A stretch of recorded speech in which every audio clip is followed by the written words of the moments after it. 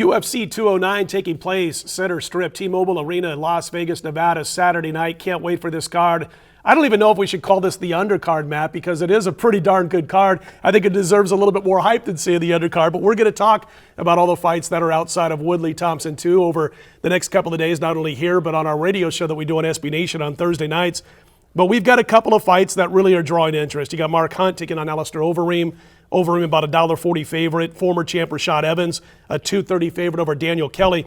But I want to talk first about Ferguson, Nurmagomedov. And what I like about this fight is there's a lot of motivation for this one because the winner will draw Conor McGregor if McGregor decides to step back in the octagon. You guys opened the 28-year-old Russian a $1.75 favorite. He went right to 220 relatively quickly.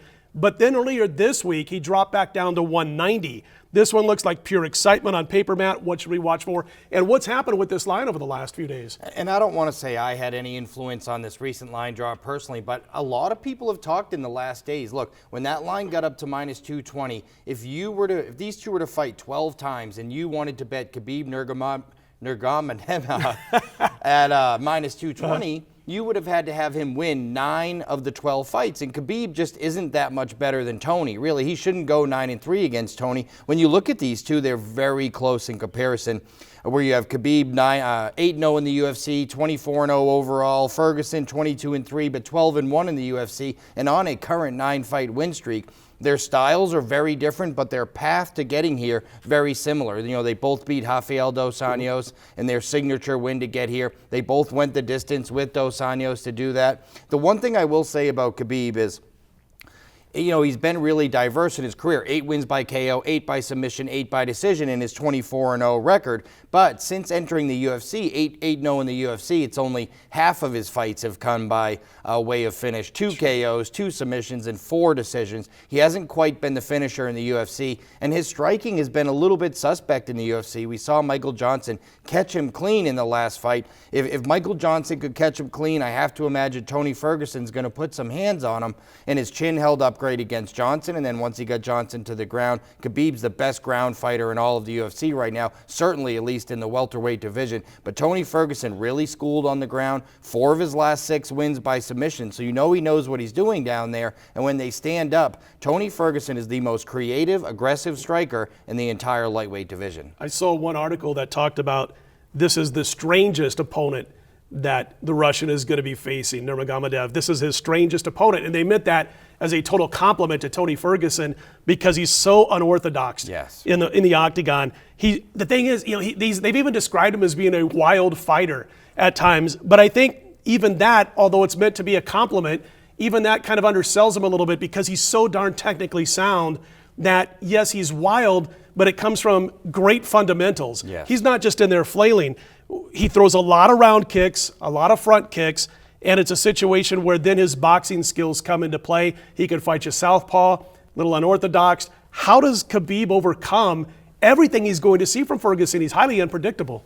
Yeah, look, this is another one of those styles makes fights. If Khabib cannot get this fight to the ground, Tony Ferguson will absolutely pick him apart on the feet. I mean, Ferguson is great with his knees, elbows. He throws standing elbows. As most people would throw a jab, he'll throw a standing elbow just trying to cut his opponent. Or, you know, he does so many diverse striking techniques, Ferguson. There's no way Khabib can hang with him on the feet. But what we've seen thus far is nobody can hang with Khabib on the ground. And one thing about Ferguson that we've seen is his ultra-aggressive style makes him vulnerable to counter punches and takedowns because he's always on the offense. So I think both fighters are going to have their opportunities here. And interestingly enough, I look at both of these fights, this one and the main event, as opportunities to maybe bet the under in these fights. I was just going to ask if you think it'll end early because of the type of matchups. Both guys could get caught by the other guy in this particular match. Both of them. I mean, Tyron Woodley's so heavy-handed, and so is Wonderboy Thompson. And in both of these cases, the over is the heavy favorite. I think in this one, it's 2.5 over minus 70, and in the main event, it's like 3.5 over minus 40, but the over is favored in both. So you can get plus money on the under in both of these fights. And you're talking about 4 guys with amazing finishing power.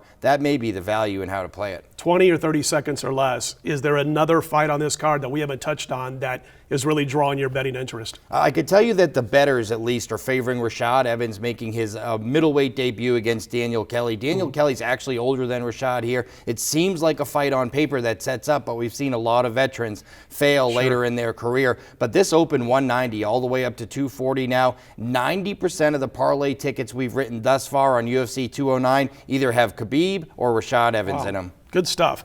It's Matt Holt. He is VP of CGT Technology Sportsbooks here in Las Vegas. Check him out on a radio show Thursday nights, 8 p.m. to 10 p.m. Eastern, SB Nation Radio. Don't forget also, you can get an all sports, all weekend package from any one of the guys at WagerTalk for just $59. A whole lot more to talk about this entire weekend. Videos from Marco and the gang.